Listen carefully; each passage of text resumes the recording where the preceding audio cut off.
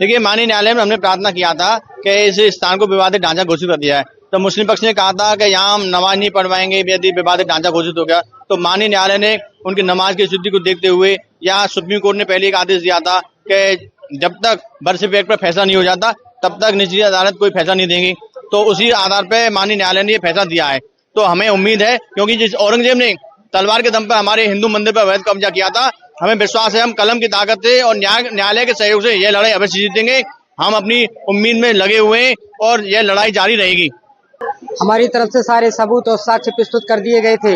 अब इसमें क्या है कि अगर कोई नहीं सुनता है, नहीं स्वीकारता है, केवल इतनी सी बात पे कि वो लोग कह रहे हैं कि हमारी प्रेय है या जो तथाकथित प्रार्थना जो वो क्या बोलते हैं उसको करने के वजह से और हमारे सत्य को ठुकराया गया है। ये दर्शाता है कि सनातन धर्म के धर्मावलंबियों को और इससे डबल ताकत से आना चाहिए, डबल ताकत से आने की जरूरत है, क्योंकि सत्य को हर कोई स्वीकार नहीं कर सकता है। अभी ये क्या है कि सत्य को स्वीकार नहीं करे, सत्य को इनकार कर रहे हैं। अभी हमको सत्य को और मजबूती से प्रस्तुत करने की जरूरत है।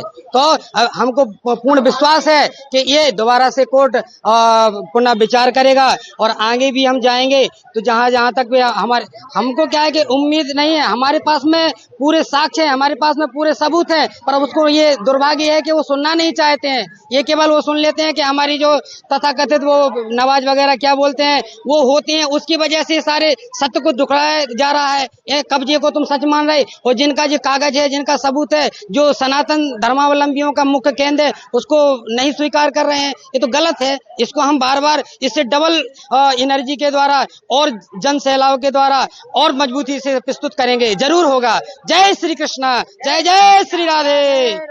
हम उम्मीद कर रहे थे कि फैसला हमारे हक में हो, पर कोर्ट का जो आदेश आया है उससे हम अभी उम्मीद करते हैं कि आगे हमारे हक में कुछ होगा, क्योंकि जिस तरीके से हम देख रहे हैं कि वर्शिप एक्ट के बारे में अगर हम सोचें कि वर्शिप एक्ट की वजह से वहाँ लोग नमाज कर रहे हैं, इस वजह से अगर हमारी चीज मांग को नहीं देखा गया, तो मैं ये बताना चाहूंगी कि श्री कृष्ण जन्मस्थली प्रॉपर यहाँ है। जिस जन्मभूमि का जो मेन जो मूल गर्भगृह है, जो कि मंदिर मस्जिद में आता है, तो हम उसकी पूजा नहीं कर पा रहे हैं, जबकि शाही मस्जिद जो है वहाँ पर नमाज नहीं होती, लेकिन फिर भी मुसलमानों को वहाँ नमाज करने की आज़ादी है।